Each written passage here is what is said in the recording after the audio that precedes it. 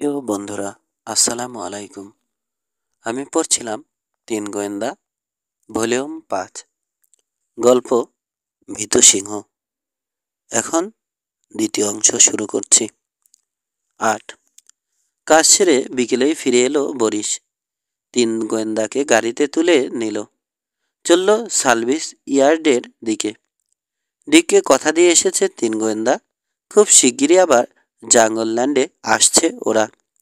নিজেদের মধ্যে আলোচনা চালালো ছেলেরা। রবিন বলল, একজনের উপরই বেশি সন্দেহ পড়ছে, টনকিন। চাকরি থেকে বরখাস্ত করা হয়েছে তাকে। শোধ নেয়ার জন্যই হয়তো এসব করছে, অঘটন ঘটানোর চেষ্টা চালাচ্ছে। সিন লোকটাকে অবশ্য ভালো লাগেনি আমার, তবে তার বিরুদ্ধে কিছু বলা যাচ্ছে না। সে ক্ষতি করতে চাইবে কেন? শুটিংয়ে দেরি হলে তারই ক্ষতি। হ্যাঁ, একমত হলো মুসা। শুনেছি কিছু কিছু কোম্পানির বাজেট খুব কম থাকে, সময়ও কম। তাছাড়া জাঙ্গলল্যান্ডে যত বেশি দিন শুটিং করবে তত বেশি ভাড়া গুনতে হবে। জেনে শুনে নিজের পায়ে কুড়াল মারতে যাবে কেন সে? কিশোর, তোমার কি মনে হয়? সঠিক কিছুই বলা যায় না এখন, ধীরে ধীরে বলল গোয়েন্দা প্রধান। প্রতিশোধ নেয়ার জন্যে কিন করে থাকতে পারে। আসল কাজের কিন্তু কিছুই হলো না। আমরা গিয়েছিলাম একটা সিংহ কেন নার্ভাস হয়েছে সে ব্যাপারে তদন্ত করতে। তা ঠিক, শুধু জেনেছি কেউ ওকে ঘর থেকে ছেড়ে দিয়েছে, পা কেটেছে। তবে ওই কাটা কিছু প্রমাণ করে না। কিভাবে কেটেছে কে জানে। আমার তো এখন মনে হচ্ছে পশু চিকিৎসক দিয়ে হবে না। ওই সিংহের রোগ সারাতে হলে সাইকিয়াট্রিস্ট দরকার। চলল আলোচনা। ইয়ার্ডে পৌঁছলো গাড়ি, নামলো ছেলেরা, হেডকোয়ার্টারের দিকে চলল। হঠাৎ থমকে দাঁড়ালো কিশোর, চোখে বিস্ময়। আরে, গেল কই? কি গেল কই? জিজ্ঞেস করলো মুসা। লোহার শিকগুলো সব বেছে দিয়েছে? ঘাড় চুলকালো রবিন। সেও অবাক, এতগুলো মরচে পড়া শিখের দরকার হলো কার? আল্লাহই জানে। হাত নাড়ল মুসা। রাশেদ চাচার কপাল খুলেছে আর কি। মেরি চাচিকে আসতে দেখা গেল। কাছে এলে জিজ্ঞেস করলো কিশোর, চাচি শিখগুলো কোথায়? নিয়ে গেছে, হাসি মুখে বললেন মেরি চাচি। একটা লোক এসেছিল, ট্রাক বোঝাই করে সব কিনে নিয়ে গেছে। চাচা কই? কাটতি দেখে আরো শিক আনতে গেছে। রোবারকে নিয়ে গেছে, বড়টাকে করে। লোকটা আরো শিখ নেবে নাকি? বলেছে কিছু? বলেনি, তবে যেরকম আগ্রহ দেখলাম আরো নিতে এলেও অবাক হব না। তিন কিশোরের উত্তেজিত শুকনো মুখের দিকে তাকালেন। এই, মুখ চোখ এমন শুকনো কেন রে? খাসনি কিছু? স্যান্ডউইচ আছে, জলদি গিয়ে খেয়ে নে।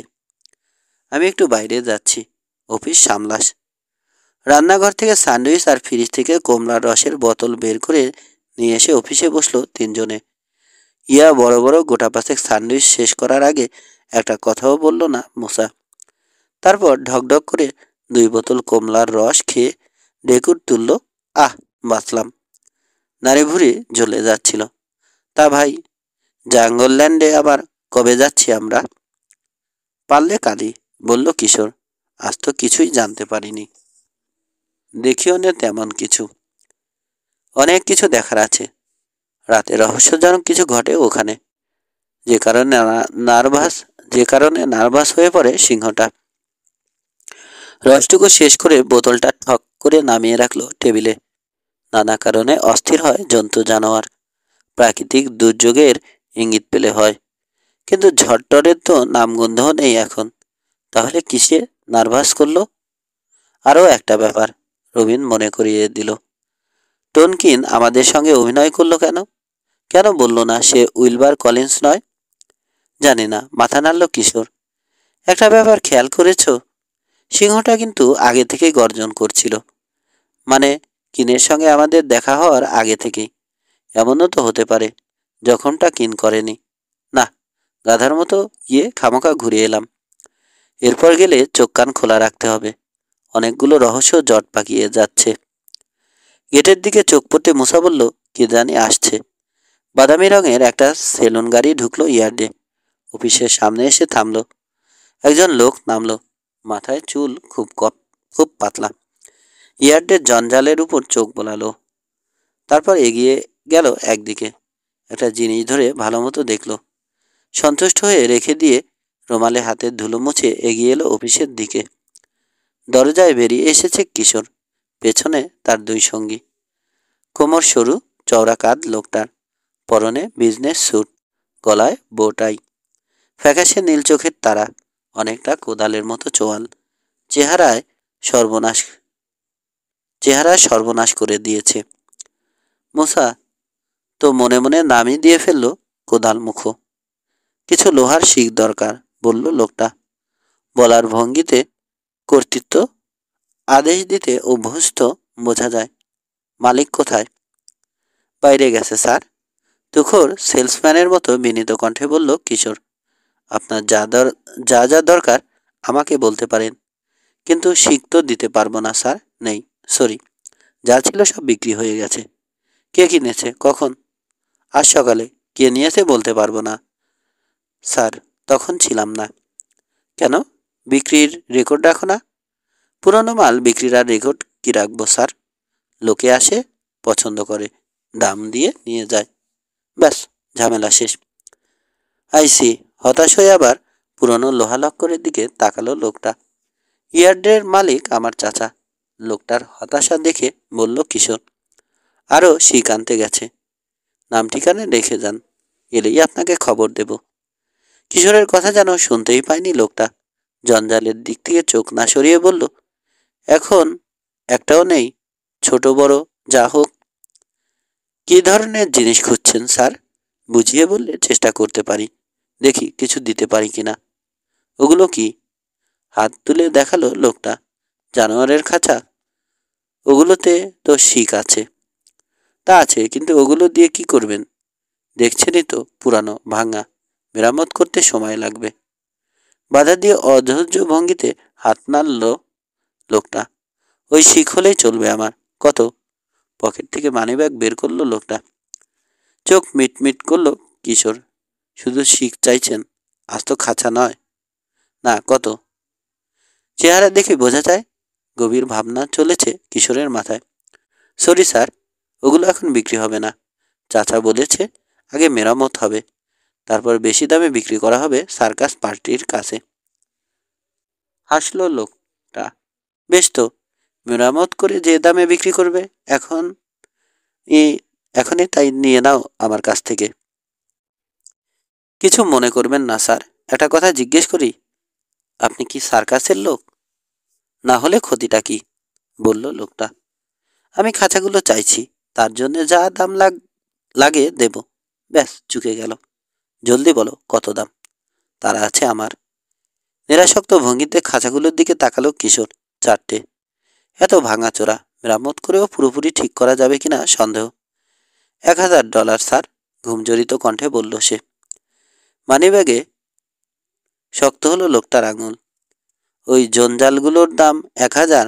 ঠাট্টা করছো নাকি? আছে কিছু ওগুলোর? ভালো করে চেয়ে দেখো।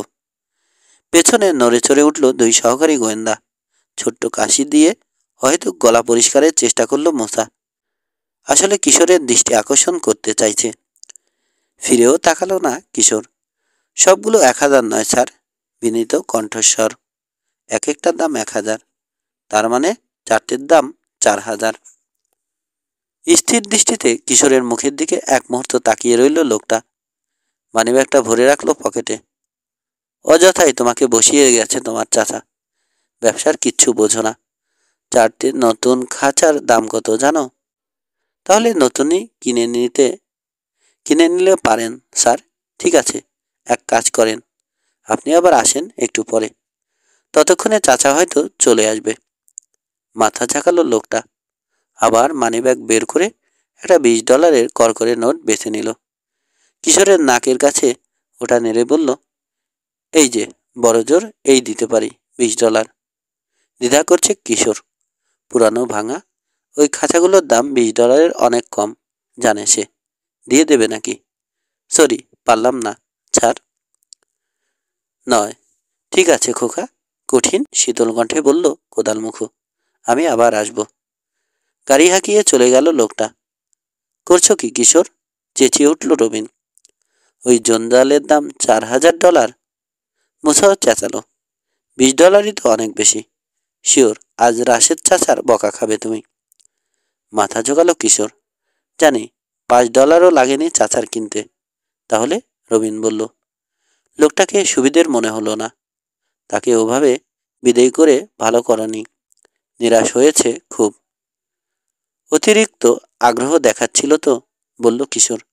তাই ভাবলাম চাপ দিয়ে দেখি না কতখানি ওঠে, কতটা দরকার। এখন তো জানলে, বলল মুসা। $20। মেরি চাচি এসে শুনলে আজ রাতের খাওয়া বন্ধ করে দেবে তোমার। ফোঁস করে নিঃশ্বাস ফেলে অফিসে ফিরে এসে বসল কিশোর। দেখা যাক কি হয়। আবার ইঞ্জিনের শব্দ শোনা গেল। ইয়ার্ডের ট্রাক। ফিরে এসেছেন রাশেদ পাশা। খালি ট্রাক, শিক খাঁচা কিচ্ছু নেই পেছনে। অফিস থেকে বেরোলো ছেলেরা। কি ব্যাপার চাচা? জিজ্ঞেস করলো কিশোর। কিচ্ছু পাওনি? লম্বা গোপের ডগা টানলেন রাশেদ পাশা। পাইপটা দাঁতে কামড়ে ধরে রেখে বললেন, না। পুরনো শিকের জন্য যেন পাগল হয়ে উঠেছে লোকে। যা ছিল তখন দেখে এসেছিলাম, সব নিয়ে গেছে, একটাও নেই। কেশে গলা পরিষ্কার করলো কিশোর। আমাদের এখানে যা ছিল তাও সব বেচা শেষ। একমাত্র আরেকজন এইমাত্র আরেকজন কাস্টমার গেল। তাই নাকি? ভুলই করে ফেলেছি। তখনই সব নিয়ে আসা উচিত ছিল। অস্বস্তি ভরে পা নাড়ল কিশোর। এক পা থেকে আরেক পায়ে শরীরের ভার বদল করলো। চাচা, লোকটা ওই খাঁচাগুলো চাইছিল, কেনার জন্য খুব চাপাচাপি করলো। ভাতিজার মুখের দিকে তাকালেন চাচা। ওই ভাঙা খাঁচা কত দাম বলল? $20। $20? গম্ভীর হলেন রাশেদ পাশা। দিলি না কেন? বললাম অনেক কম দাম বলেছে। ফক ফক করে ধোয়া ছাড়লেন চাচা। তুই কত চেয়েছিলি? লম্বা দম নিল কিশোর। $1000। বোমা ফাটার আশায় চুপ রইল এক মুহূর্ত, কিন্তু জবাবে বেরোলো আরো কিছু ধোয়া। এক একটার জন্য 1000, চারটের জন্য 4000। দাঁত থেকে পাইপ হাতে নিলেন রাশেদ পাশা। বকা শোনার জন্য অপেক্ষা করছে কিশোর। এই সময় গেটে আবার শোনা গেল ইঞ্জিনের শব্দ। বাদামি সেলুনটা ফিরে এসেছে। ওই যে ওই লোক, বলল কিশোর। গাড়ি থেকে নেমে এগিয়ে এলো কোদালমুখো। রাশেদ পাশাকে বলল, আপনি ইয়ার্ডের মালিক? হ্যাঁ, বললেন চাচা। আমার নাম ডেইমিং। আঙুল দিয়ে বাতাসে খোঁচা মেরে কিশোরকে দেখালো সে। ওটাকে বসিয়ে গিয়েছিলেন কেন? কিচ্ছু জানে না। কয়েকটা পুরনো খাঁচার জন্যে ও আমাকে জবাই করতে চেয়েছিল। তাই নাকি? ছড়ি। হাসি ফুটল কোদালমুখোর মুখে। আমি জানতাম, তাই বলবেন আপনি। পকেট থেকে মানিব্যাগ বের করে $20 একটা নোট দিল। ওকে দিতে চেয়েছিলাম, নিল না। খাঁচাগুলোর দিকে তাকালেন রাশেদ পাশা। আপনি তো চাইছেন শিখ, তাই না? ওগুলো খাঁচা। খাঁচা থেকেই খুলে নেব। অধৈর্য হয়ে বলল ডেইমিং। শিখ দিয়েই খাঁচা বানানো হয়। এই যে নিন, $20। নেমে যাওয়া পাইপ ধরালেন রাশেদ পাশা। জোরে জোরে টেনে ধোয়া ছাড়লেন। অপেক্ষা করছে কিশোর। উসখুস করছে লোকটা। সরি মিস্টার, অবশেষে বললেন রাশেদ পাশা। আমার ভাতিজা দাম চেয়ে ভুল করে ফেলেছে। খাতাগুলো সার্কাস পার্টির কাছে বেচবো আমি, আর কারো কাছে নয়। স্তব্ধ হয়ে চাচার দিকে চেয়ে আছে কিশোর। হ্যাঁ, হয়ে গেছে রবিন আর মুসা। Circus party? ভুরু কোচকালো লোকটা। হ্যাঁ, ওগুলো জানোয়ারের খাঁচা। মেরামত করে সার্কাস পার্টির কাছে বেচবো। ছেলে মানুষ তো ভুল করে ফেলেছে। ভুল মানে? কত দাম চেয়েছে এক একটার জানেন? $1000। হ্যাঁ, বলেছে। হাসল ডেইমিং। আপনার ভালো দামে বিক্রি হওয়া দিয়ে কথা। সার্কাস পার্টির কাছেই বেচুন, আর যার কাছেই বেচুন। আমি কি কম দিচ্ছি? আসলে আবার ধোয়া ছাড়লেন রাশেদ পাশা। সার্কাসের প্রতি একটা দুর্বলতা আছে আমার। তাছাড়া বললামই তো, ভাতিজা কম চেয়ে ফেলেছে। এক একটা খাঁচার দাম হওয়া উচিত $1500। তার মানে চারটের দাম 6000। পাথর হয়ে গেল যেন লোকটা। ইয়ার্ডের মালিকের মুখে কোনো রকম রসিকতার ভাব দেখতে পেল না। নীরবে পাইপ টেনে চলেছেন, নিয়মিত ধোয়া ছাড়ছেন। কেউ কিছু বলছে না। পিনপতন নীরবতা। ভালো জমেছে নাটক। এই সময় বেরসিকের মতো সেখানে এসে হাজির হলো রোভার। বস, ওখানে জঞ্জাল জমে আছে, চাপ করে ফেলবো। বিশালদেহী রোভারকে দেখলো এক পলক, কোদালমুখ। আরো শীতল হলো চাহনি। ঠিক আছে মিস্টার, খসখসে কণ্ঠে বলল সে। আপনার জিনিস আপনি যত খুশি দামে বেচুন, আমার টাকার দাম আমার কাছে। চলে গেল বাদামি লুসান। কিশোরের ইচ্ছে হলো ছুটে গিয়ে জড়িয়ে ধরে চাচাকে। হেডকোয়ার্টারে এসে ঢুকেছে 3 গোয়েন্দা। চাচাকে মিনিট কয়েক পর হেডকোয়ার্টারে এসে ঢুকেছে 3 গোয়েন্দা। রাশেদ চাচা কাণ্ডটা করল কি? তুলে বসতে বসতে বলল রবিন। $6,000। মোসা বলল। আমিও অবাক হয়েছি, মাথা দুলিয়ে বলল কিশোর। কি জানি কেন করেছে। সার্কাসকে ভালোবাসত, তাই হয়তো লাভের কথা ভাবেনি। $15 না হয় গেলই। তার পছন্দের জায়গায় বিনে পয়সাই হয়তো দান করে দেবে। কিন্তু হঠাৎ করে লোহার শিক আর খাঁচার জন্যে খেপে উঠল কেন লোকে? রবিনের প্রশ্ন। মুখ খুলতে যাচ্ছিল কিশোর, এই সময় বাজলো টেলিফোন। রিসিভার তুলে কানে ঠেকালো কিশোর। লাইনের সঙ্গে লাগানো স্পিকারের সুইচ অন করে দিল। হ্যালো, কিশোর পাশা। কিশোর বেঁধে উঠল স্পিকারে। আমি ডিক কলিন্স। আজ রাতে আসতে পারবে? আজই? ঠিক বলতে পারছি না। এত তাড়াহুড়ো কেন? কিছু হয়েছে? না, ভাবলাম গরিলাটা এসেছে তো তোমরা হয়তো দেখতে চাইবে। তাই নাকি? খুব বড়? হাসলো ডিক। অনেক বড়। সমস্যা হয়ে গেছে আমাদের। ঘরেই রাখতে চাইছি, কিন্তু ওখানে তো ভিক্টরও থাকবে। আর তো তার তো আবার মেজাজ খারাপ। কি করে বসে কে জানে। হ্যাঁ, অন্ধকারে তো আবার নার্ভাস হয়ে যায় সিংহটা। এই সুযোগ তোমাদের জন্যে। এলে আজ রাতেই হয়তো জানতে পারবে কেন হয়। দেখি, চেষ্টা করব। গাড়ি যদি পাই। কেন, তোমাদের গাড়িই তো আছে। রাতে পাওয়া যাবে না। ড্রাইভার পাওয়া যাবে না। দিনে খাটে বরিশ আর রোবার, মানে আমাদের কর্মচারী। রাতে ওদের কষ্ট দেওয়া ঠিক হবে না। দেখি রোলস রয়েসটা জোগাড় করতে পারি কিনা। Rolls Royce? হ্যাঁ, সঙ্গে সোফারও আছে। গাড়ি পেলে আজ রাতেই আসবো। তুমি কোথায় থাকবে? রাত 9টায় জাঙ্গলল্যান্ডের গেটে পৌঁছালো রোলস রয়েস। জানালা দিয়ে মুখ বের করলো কিশোর। এখানেই তো ডিকের থাকার কথা। গেটের উপরে উজ্জ্বল একটা আলো আশপাশের অনেকখানি জায়গা আলোকিত করে রেখেছে। তারপরে পুরো বনভূমি অন্ধকার।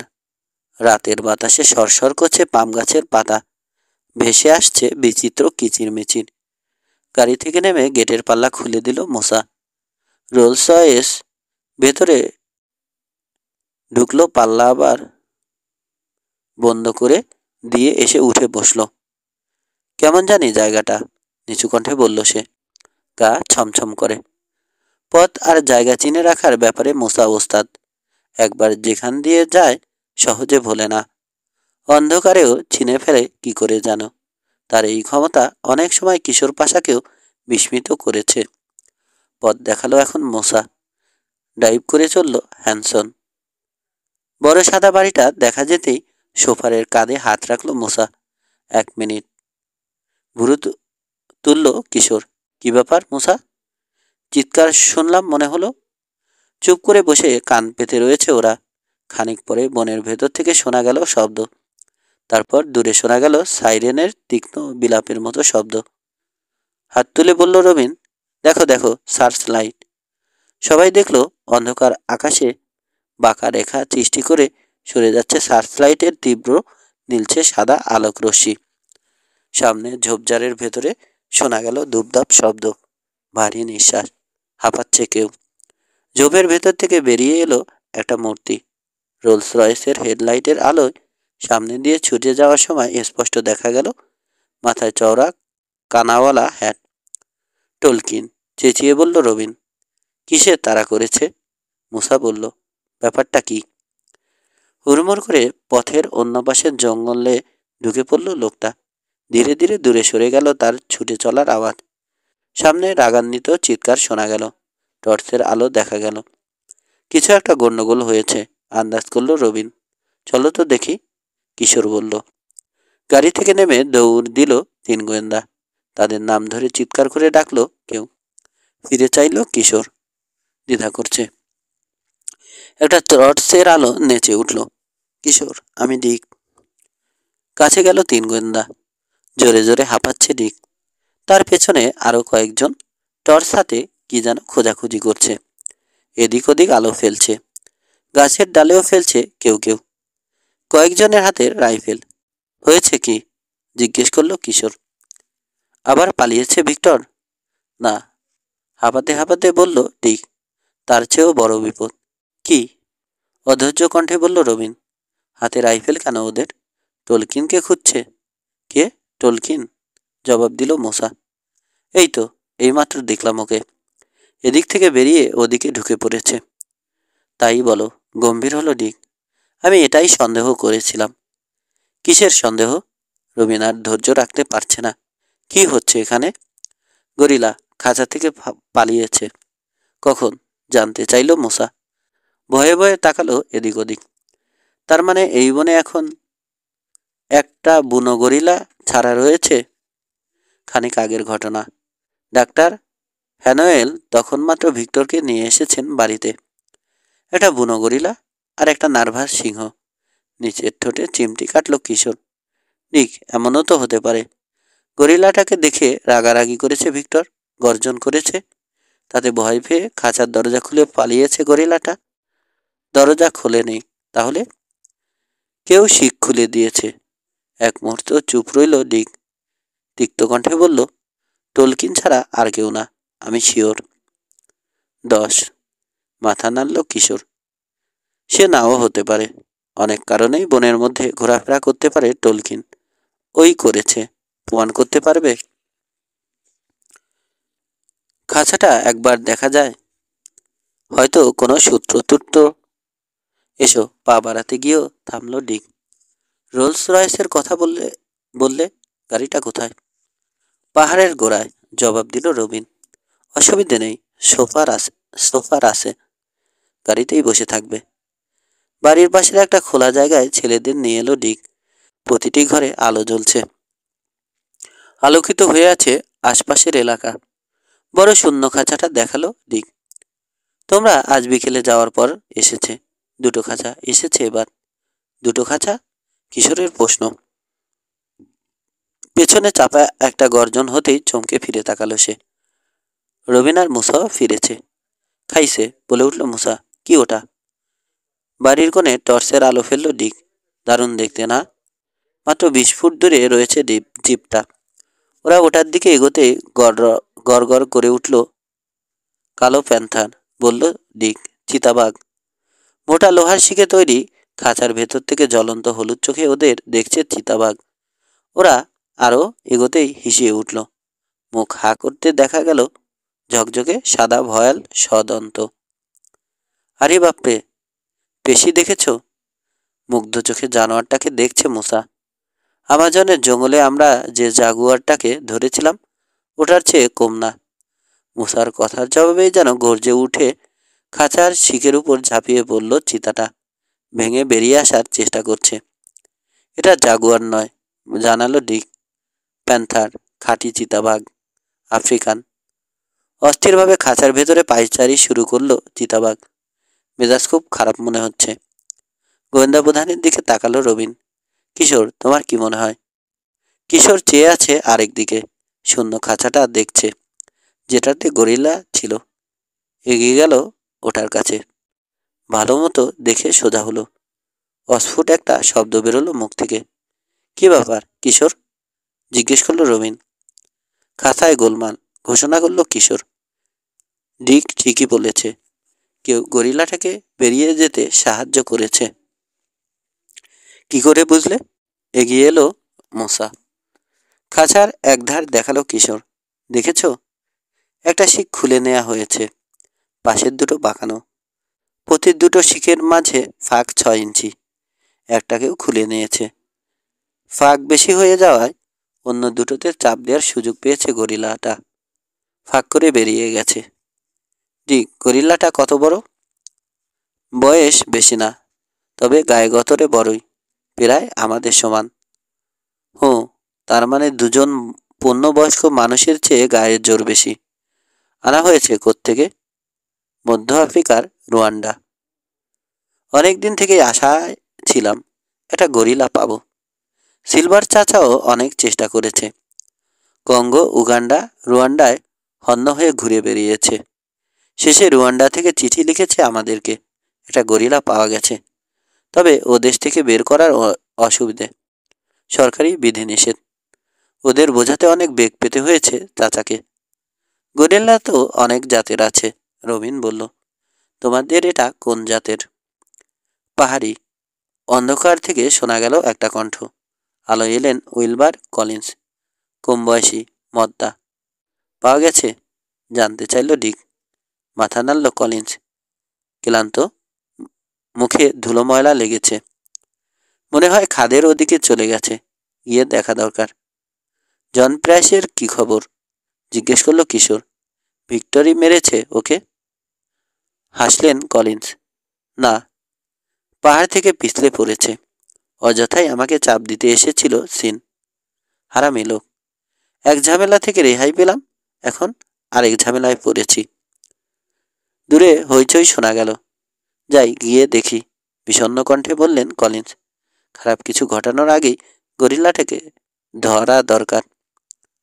কাজটা বিপজ্জনক না? মুসা বলল। কিছুটা তো বটেই। ঘুরে হাঁটতে শুরু করলেন তিনি। একটা হুড খোলা জিপ এসে থামল। ড্রাইভিং সিটে বসে আছেন ডাক্তার হ্যালোয়েন। কলিন্স উঠে বসতেই আবার চলতে শুরু করলো জিপ। মলিন হাসি হাসল ডিক। ওই এক ডাক্তার, জন্তু জানোয়ারের পাগল। এতই যদি পাগল হবে, মুখ ফস করে মুখ ফসকে বলে ফেললো, মুসা ফস করে বলে ফেললো, গাড়িতে রাইফেল কেন? ওটা রাইফেল না, স্টান গান। ডার্ট সরে, বুলেট নয়। বিশেষ ধরনের ডার্ট, ভেতরটা ফাঁপা। তাতে ঘুমের ওষুধ ভরা থাকে। রক্তে মিশলে কিছুক্ষণের জন্য ঘুমিয়ে পড়ে জানোয়ার। ধরা সহজ হয় তখন। ওরা গিয়ে গরিলা ধরুক, কিশোর বলল। আমরা ততক্ষণে আশপাশটা ঘুরে দেখি। জানোয়ারগুলো ছাড়া পায় কিভাবে, বোঝা দরকার। প্রথমে পালালো ভিক্টর, তারপর এখন এই গরিলা। ভিক্টর এখন ভালো আছে, ডিক জানালো। বাড়ির ভেতরে ঘুমাচ্ছে। ঘুমের ওষুধ দিয়েছেন ডাক্তার। কাল সকালে শুটিংয়ে যেতে পারবে সিংহটা। চারপাশে চোখ বোলাচ্ছে কিশোর। ভিক্টরের খাঁচা আছে নাকি? না, 1 মাস আগেই ওর খাঁচা ফেলে দিয়েছি। এখন ঘরের ভেতরে চাচা আর আমার সঙ্গে ঘুমায়। ওর নিজের ঘর আছে, কিন্তু আমাদের সঙ্গে থাকতেই ভালোবাসে। আলোকিত বাড়িটার দিকে তাকালো কিশোর। একবার তো ছেড়ে দিয়েছে, আবার যদি দেয়। পকেট থেকে চাবি বের করলো ডিক, দেখালো। তালার ব্যবস্থা করেছি। শুধু 2টো চাবি, একটা চাচার কাছে, একটা আমার। ডিক, তুমি বলেছ রাতে অস্থির হয়ে ওঠে ভিক্টর। এসো না, বাড়িটার চারপাশ ঘুরে দেখি, কোনো সূত্র পেয়েও যেতে পারি। রাজি হলো ডিক। একটা টিলার উপরের বন পরিষ্কার করে তৈরি হয়েছে বাড়িটা। মূল বাড়ি থেকে খানিক দূরে একটা ছাউনি, তাতে নিত্য প্রয়োজনীয় যন্ত্রপাতি আর জ্বালানি কাঠ রাখা হয়। ইচ্ছে করলে গাড়িও রাখা যায় ওখানে, কিন্তু গাড়ি বাইরেই রাখেন কলিন্স।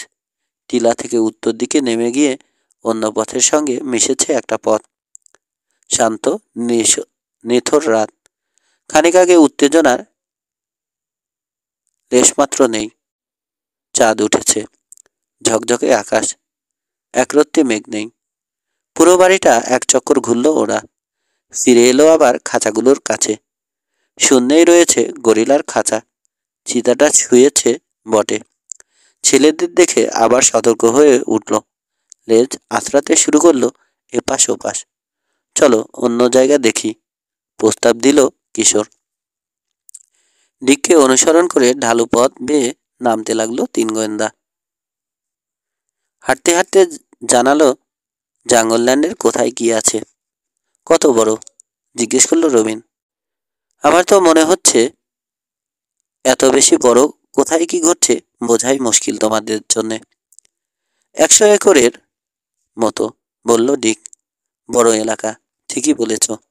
তবে খোঁজ রাখতে কই আমাদের তেমন অসুবিধে হয় না। কোন জায়গায় শুটিং করে সিন? উত্তরে। এখান থেকে গাড়িতে 5 মিনিটের পথ। এখন আমরা যাচ্ছি পূবে, আর একটু পরেই আমাদের সীমানা শেষ। দুই ধারে ঝোপঝাড়, পাথর, বড় বড় গাছ, কোথাও মাথার উপরে ডালপাতা আর চাঁদোয়া সৃষ্টি হয়েছে। ফাঁক ফোকর দিয়ে চুইয়ে আসছে জ্যোৎস্না। তোমার চাচা যে খাদের কথা বলল, কোথায় ওটা? উত্তরে গেলেন বলেই তো মনে হলো। হ্যাঁ, তবে কিছু দূর গিয়ে বাঁয়ে মোড় নিয়ে আরেকটা পথ পড়বে। উত্তর পশ্চিমে গেছে 15 মিনিটের পথ। তারপরে পাওয়া যাবে গিরিখাত। ওখানে কয়েক একর জমি আছে আমাদের। আফ্রিকান বন তৈরি করা হয়েছে ওখানে। হাতিগুলো ওখানেই থাকে। ওই যে ডাক শুনতে পাচ্ছ? জাঙ্গলল্যান্ডের বর্ণনা দিয়ে গেল ডিক। পশ্চিম প্রান্তে রয়েছে ট্যুরিস্ট সেকশন। আমাদের প্রধান আকর্ষণ আফ্রিকা আর জন্তু জানোয়ার। তবে বুনো পশ্চিমও পছন্দ অনেক দর্শকের।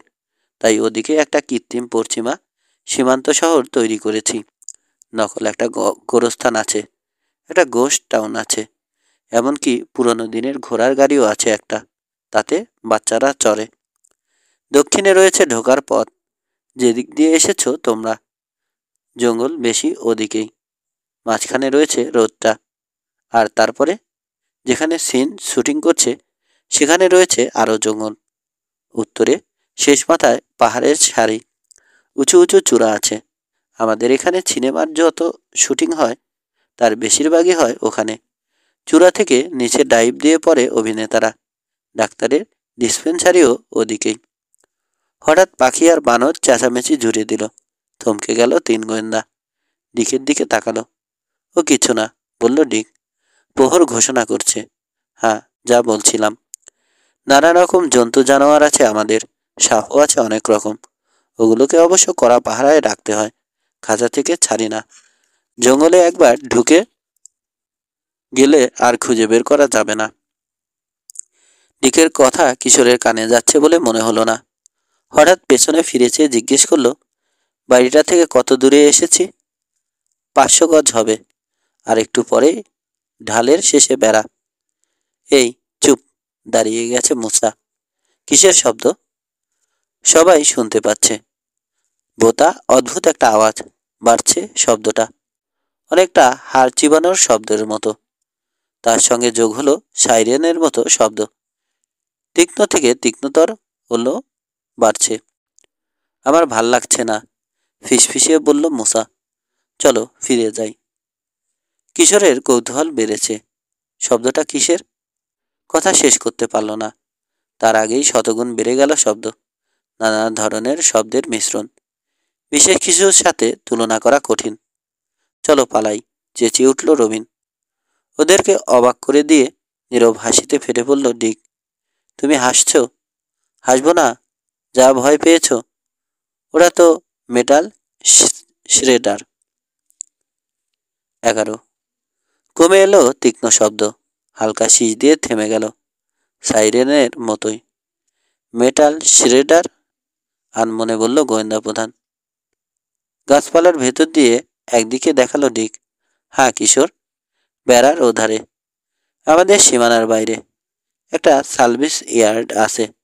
লোহা লক্করের জঞ্জাল, বেশিরভাগই পুরনো বাতিল গাড়ির বডি। ওই শ্রেডার দিয়ে কি করে?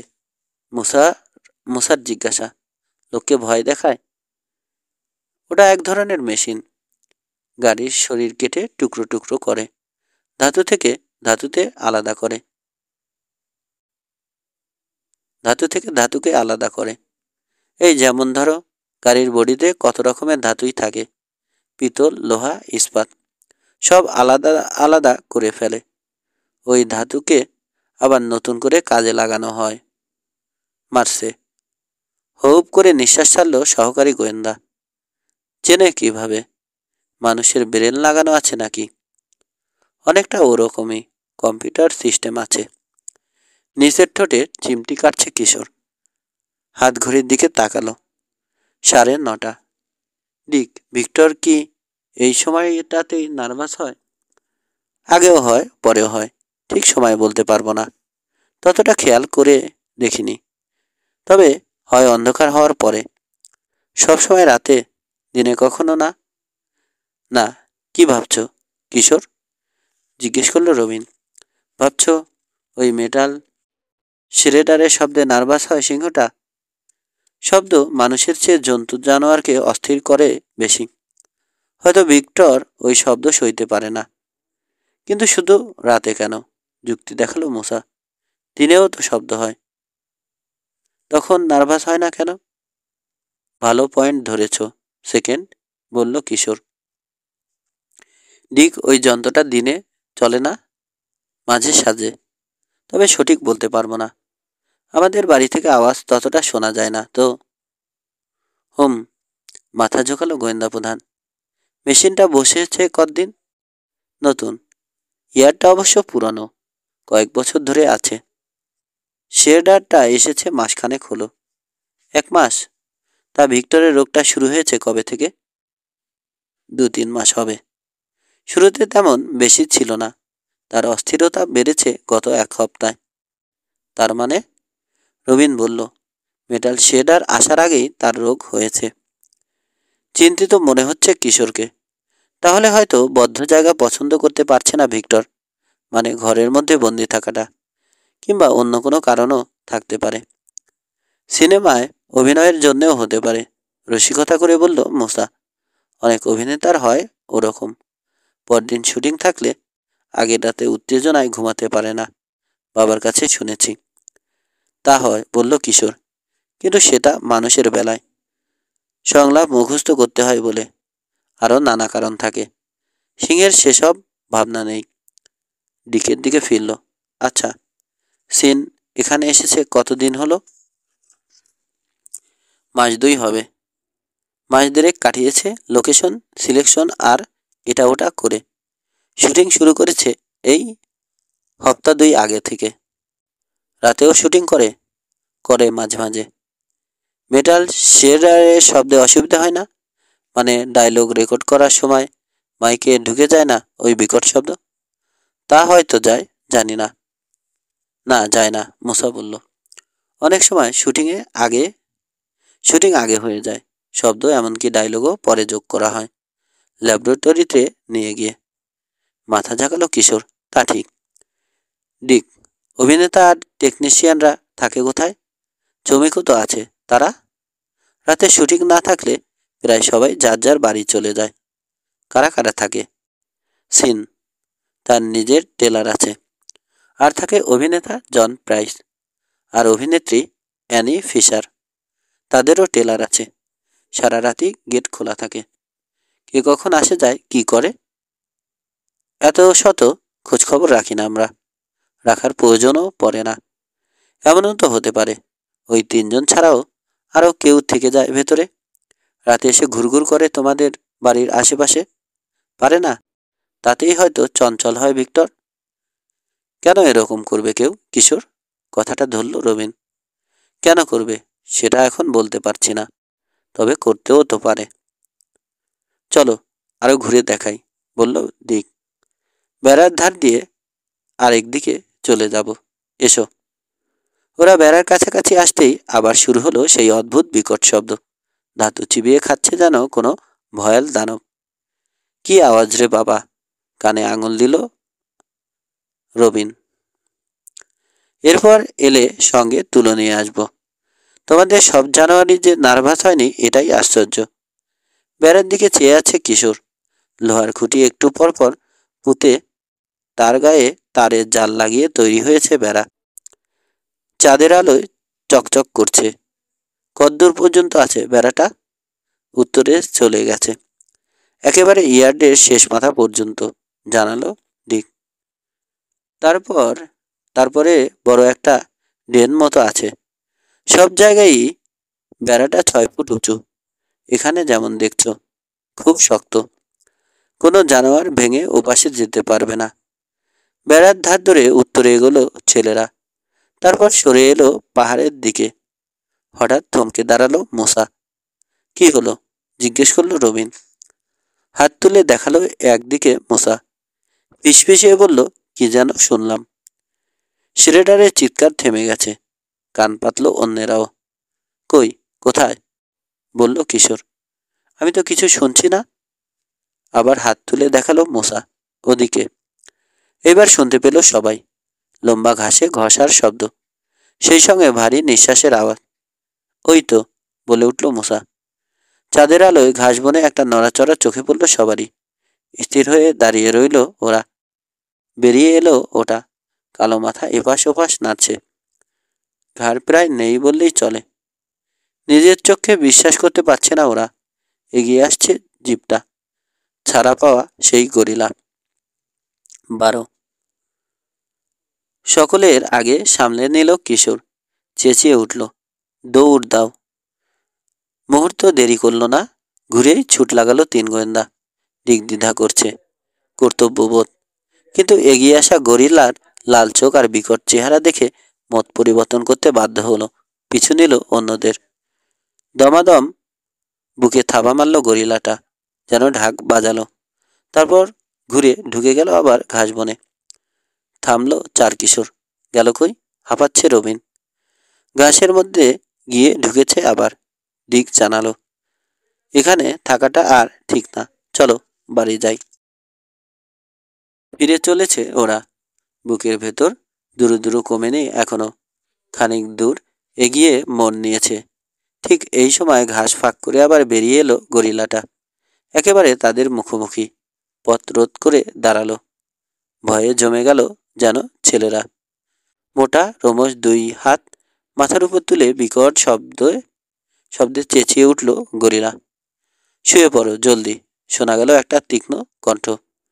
ডাইভ দিয়ে মাটিতে পড়ে গড়িয়ে সরে গেল চারজনেই। ফটাস করে একটা শব্দ হলো। মুখ ফিরিয়ে ছেলেরা দেখল কলিন্স আর ডাক্তার দাঁড়িয়ে আছেন গরিলাটার পেছনে। ডাক্তারের হাতে উদ্যত স্টান গান। দুলে উঠল গরিলাটা। ঘরঘরে আওয়াজ বেরোলো গলা থেকে। গুঙিয়ে উঠে ধূপ করে পড়ে গেল মাটিতে। উঠে দাঁড়ালো ছেলেরা, হাঁটু কাঁপছে। বুকের খাঁচায় যেন পাগল হয়ে উঠেছে হৃৎপিণ্ড। এই ঠিক আছো তোমরা? জিজ্ঞেস করলেন কলিন্স। কম্পিত কণ্ঠে জানালো ছেলেরা ঠিক আছে। পড়ে থাকা গরিলাটাকে দেখছেন ডাক্তার। আপন মনে বিড়বিড় করলেন, অনেকক্ষণ ঘুমাবে, বাড়ি নিয়ে যেতে পারবো। ভাগ্যিস সময় মতো এসেছিলাম, বললেন কলিন্স। বেটা ফালতু কথা বলে খাদের দিকে পাঠালো আমাদের। কে? এগিয়ে এলো কিশোর। আরে কে? আর কে? Franklin scene. ঝুঁকে গরিলার দুই হাত তুলে ধরেছেন ডাক্তার। এই উইলবার, পা দুটো ধরো, গাড়িতে তুলি। দাঁড়াও, আগে বেঁধে নি, কলিন্স বললেন। বলা যায় না কখন হুঁশ ফিরে আসে। গরিলাটার হাত পা শক্ত করে বাঁধা হলো, বেজায় ভারী। টেনে হিঁচড়ে নিয়ে যাওয়া হলো গাড়ির কাছে। দুজন মানুষের জন্য কাজটা কঠিন হতো, ছেলেরা সাহায্য না করলে। যা হোক, অবশেষে জিপের পেছনে তোলা হলো ওটাকে। কোথায় নিয়ে যাচ্ছেন এখন? কলিন্সকে জিজ্ঞেস করলো কিশোর। খাঁচায় ভরবো আবার। কাকু, ডিক বলল। খাঁচার একটা শিক খোলা, দুটো বাঁকানো। কিশোর বলছে একটা শিক খুলে নিয়েছে কেউ। সুযোগ পেয়ে বাকি দুটো শিক বাঁকিয়ে বেরিয়ে গেছে গরিলাটা। নীরবে কিশোরের দিকে এক মুহূর্ত চেয়ে রইলেন কলিন্স। মাথা দোলালেন। ঠিকই বলেছ, তার মানে কেউ সাবোটাজ করতে চাইছে আমাদের। দেখে শুনে তো তাই মনে হচ্ছে স্যার, কিশোর বলল। কিন্তু ওই ভাঙা খাঁচায় আবার রাখবেন গরিলাটাকে? থাকবে? ভাঙা খাঁচা নয়, ইতিমধ্যে নিশ্চয় ঠিক হয়ে যাচ্ছে। লোক লাগিয়ে দিয়ে এসেছি। চলতে শুরু করলো জিপ। ওটার পেছনে প্রায় দৌড়ে চলল ছেলেরা।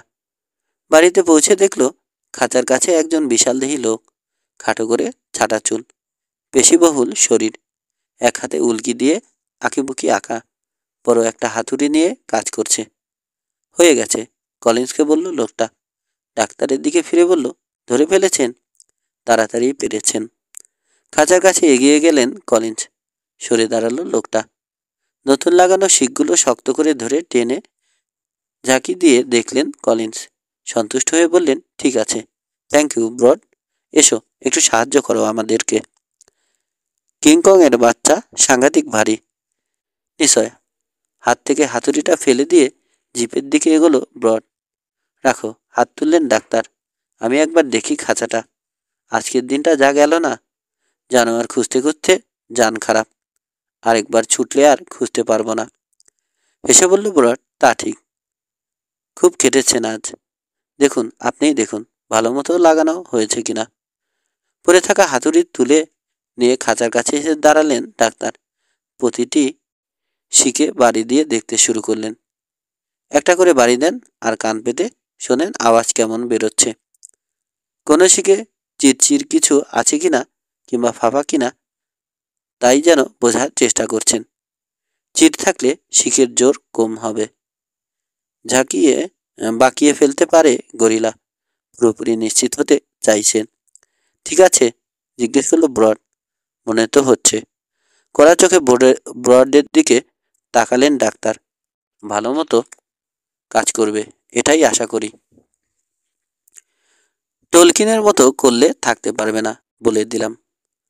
পারবে পারবে, হাত নাড়লেন কলিন্স। তোমার লোক তো, তুমি যখন দিয়েছ কাজের লোকই হবে। খামোখা বেচারাকে ধমকাচ্ছ। হুঁশিয়ার করে দিলাম আর কি, ফাঁকিবাজি যাতে না করে। আর কোনো অ্যাক্সিডেন্ট চাই না এখানে। গরিলার খাঁচাটার দিকে স্থির চোখে চেয়ে থেকে বললেন, কে শিকটা খুলে নিল কিছুই বুঝতে পারছি না। গরিলাই খুললে তো এখানেই পড়ে থাকতো। বলতে বলতে চিতার খাঁচাটার দিকে চোখ পড়ল। দেখি, ওটাও একবার দেখে আসি, ছুটে না যায় আবার। হাতুড়ি হাতে চিতার খাঁচার দিকে এগিয়ে গেলেন তিনি। লাফ দিয়ে উঠে খাঁচার দেয়ালে ঝাঁপিয়ে পড়ল চিতাটা। চাপা গলায় গজরাচ্ছে। মোলায়েম গলায় ওটার সঙ্গে কথা বলতে বলতে শিকগুলোই বাড়ি দিতে লাগলেন ডাক্তার। খুঁজছেনটা কি? মশার প্রশ্ন। বোধহয় মেটাল ফ্যাটিক, বুঝিয়ে দিল কিশোর। কিংবা বলতে পারো ধাতুর অবসান। তাতে ধাতুর জোর কমে যায়। এয়ারপোর্টে প্লেন ওড়ার আগে ওরকম পরীক্ষা করা হয়, কিন্তু এভাবে হাতুড়ি দিয়ে? রবিন বলল, ওরা করে অন্যভাবে। এরা হয়তো ডাক্তারের নিজস্ব পদ্ধতি। তার কাজ তিনি ভালো বোঝেন। জন্তুর জানোয়ার নিয়ে কারবার। খাঁচা বিশেষজ্ঞ তিনি হবেন না তো আর কে হবে? ফিরে এলেন ডাক্তার। সন্তুষ্ট মনে হলো তাকে। ঠিকই আছে মনে হয়। গরিলাটাকে ঢোকানো যায়। গরিলাটাকে খাঁচায় ভরা হলো। হুঁশ ফেরেনি। বাঁধন খুলে দিলেন কলিন্স। বেরিয়ে এসে খাঁচার দরজা আটকে দিলেন। আমি যাই। জিপের দিকে এগোলেন ডাক্তার। উঠে বসে মুখ বাড়িয়ে বললেন, একটা ঘোড়ার কি জানি হয়েছে। এখনই গিয়ে ওকে দেখতে হবে। উইলবার, কোনো দরকার হলে ডেকো আমাকে। অনেক ধন্যবাদ ডাক্তার। আজ রাতে আর ডাকতে না হলেই বাঁচি। হাত নেড়ে বিদায় জানিয়ে জিপ নিয়ে চলে গেলেন ডাক্তার। কনুই দিয়ে কিশোরের গায়ে গুঁতো দিল রবিন। মজা আসছে, ফিসফিসিয়ে বলল, জনাব ফ্র্যাঙ্কলিন সিন। কাছে এসে ঘ্যাস করে থেমে দাঁড়ালো স্টেশন ওয়াগন। লাফ দিয়ে নামলো টাকমাথা পরিচালক। গরিলার খাঁচার দিকে একবার চেয়ে কথার তুবড়ি ছোটালো। পেয়েছেন তাহলে? পেলেন তো, কিন্তু অনেক দেরি করে। আরও অনেক আগেই ধরতে পারা উচিত ছিল। ওদিকে আমার লোকেরা তো ভয়ে বাঁচে না। হ্যাঁ, পেয়েছি, ধীরে বললেন কলিন্স। আরও আগেই ধরতে পারতাম, ফালতু কথা বলা না হলে। এদিকেই ছিল ওটা, বেড়ার কাছাকাছি। আপনি বললেন খাদের দিকে গেছে। সেদিকে গিয়েই তো দেরিটা করলাম। ওদিকে ডাকতে শুনেছি, তাই বললাম। দোষটা কি হলো শুনি? গলা চড়িয়ে বললেন, দেখুন মিস্টার, এরকম হতে থাকলে শুটিং করব কিভাবে? তালা দিয়ে রাখেন না কেন আপনার হারামি জানোয়ারগুলোকে? আমার লোক ভাগাবেন দেখছি। সরি মিস্টার সিন, তাড়াতাড়ি বললেন কলিন্স। এগুলো ছোটোখাটো দুর্ঘটনা, সিরিয়াস কিছু হয়নি। যা হয়েছে হয়েছে, এখন সব ঠিক আছে। নিশ্চিন্তে গিয়ে কাজ করতে পারেন। আসলে আপনাদের জন্যই হচ্ছে এরকম। এটা না বলে পারছি না। হইচই বেশি করছেন, তাতে উত্তেজিত হয়ে উঠছে আমার জানোয়ারগুলো। রাগে লাল হয়ে গেল সিনের মুখ। শুটিং করব, হইচই তো হবেই। মুখের তালা এঁটে শুটিং হয় নাকি শুনেছেন কখনো? কান ফাটানো তীক্ষ্ণ গর্জনে চমকে উঠে থেমে গেল সিন। পাই করে ফিরল। খাঁচার গায়ে ঝাঁপিয়ে পড়েছে কালো চিতাটা। দাপাদাপি করছে বেরোনোর চেষ্টায়। ফ্যাকাশে হয়ে গেল পরিচালকের চেহারা। দেখে মনে হলো চোখ উল্টে বুঝি পড়ে যাবে এখনই। এই প্রথম যেন চোখ পড়ল তিন গোয়েন্দার উপর। ওদের হাসি হাসি মুখ দেখে জ্বলে উঠল রাগে। এরা কারা? এখানে কি করছে? কি করছে? ওরা আমার মেহমান, বললেন কলিন্স। আমাকে সাহায্য করতে এসেছে। তো আপনার আর কিছু বলার আছে? চিতাটার মতোই জ্বলে উঠল পরিচালকের চোখ। দ্রুত উঠছে নামছে বুক। আপনার জানোয়ার সামনে রাখবেন, ব্যাস, নইলে পস্তাবেন বলে দিলাম। ঘুরে কটমট করে হেঁটে গিয়ে গাড়িতে উঠল সে। চলে গেল। অবাক হয়ে সেদিকে চেয়ে আছে কিশোর। লোকটার ব্যবহার কিন্তু মোটেই চিত্র পরিচালকের মতো নয়। বেশি বদমেজাজি, অস্থির। আছে ওরকম লোক, মুসা বলল। সিনেমা লাইনে ওদেরকে বলে কুইকি। টাকা কম, তাই যত কম টাকায় কম সময়ে পারে ছবি নামিয়ে খালাস। মেজাজটাই তিরিক্ষি হয়ে থাকে সারাক্ষণ। আমার ধারণা টাকার সমস্যা আছে লোকটার। একটা ব্যাপার লক্ষ্য করেছ? বলল কিশোর। শব্দটা কিন্তু নেই আর এখন। মেটাল শিরেডার অনেকক্ষণ ধরে বন্ধ। চলো বেড়ার কাছে আরেকবার দেখতে চাই। আমি যেতে পারছি না কিশোর, দিক বলল। সরি, এখানে কাজ আছে। চাচাকে সাহায্য করতে হবে। তোমরা যাও। ঘড়ি দেখল কিশোর। বেশিক্ষণ থাকবে না। বেশিক্ষণ থাকবো না, আরেকবার দেখেই চলে যাব। কাল আসবো আবার, ভালো করে দেখার জন্যে। রওনা হলো কিশোর। অনিচ্ছা সত্ত্বেও তার পিছু পিছু চলল দুই সহকারী গোয়েন্দা। আবার কি কানের পর্দার জোর পরীক্ষা করতে যাচ্ছি নাকি? অন্ধকার বুনো পথ ধরে হাঁটতে হাঁটতে জিজ্ঞেস করল রবিন। এবার যে কোনো জানোয়ারে এবার যে কোন জানোয়ারের তাড়া করবে আল্লাহই মালুম, মুসা বলল। জবাব দিল না কিশোর। নীরবে এগিয়ে চলেছে। ঢাল বেয়ে নিচে নেমে একটা গাছের গোড়ায় এসে বসল। কি বলতে গিয়ে বাধা পেয়ে থেমে গেল মুসা। চুপ, চাপা গলায় সাবধান করল কিশোর। নীরবে কিশোরের পাশে বসে পড়ল দুই সহকারী। মেটাল শেডার এখন নীরব। দেখো, সার্ভিস ইয়ার্ডের দিকে দেখালো কিশোর। ওই যে লোকটা, চেনা চেনা লাগছে না? বেড়ার ওপাশে উজ্জ্বল জ্যোৎস্নায় আলোকিত ইয়ার্ডের চত্বর। একটা লোক সিগারেট ধরানোর জন্য এক সময় দিয়াশালায় জ্বালল লোকটা।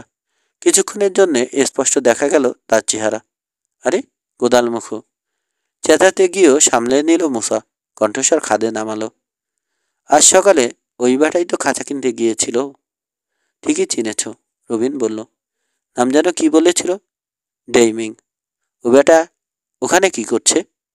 এই শোনো। দুজনকে চুপ করিয়ে দিল কিশোর। কটকট খড়খড় আওয়াজ শোনা যাচ্ছে। চকচকে একটা জিনিস চোখে দেখা যাচ্ছে কোদালমুখর হাতে।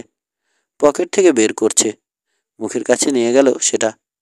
আবার খড়খড় করে উঠল তার হাতের জিনিসটা। ওয়াকি টকি, বলল কিশোর। ট্রান্সমিট করছে কোদালমুখ।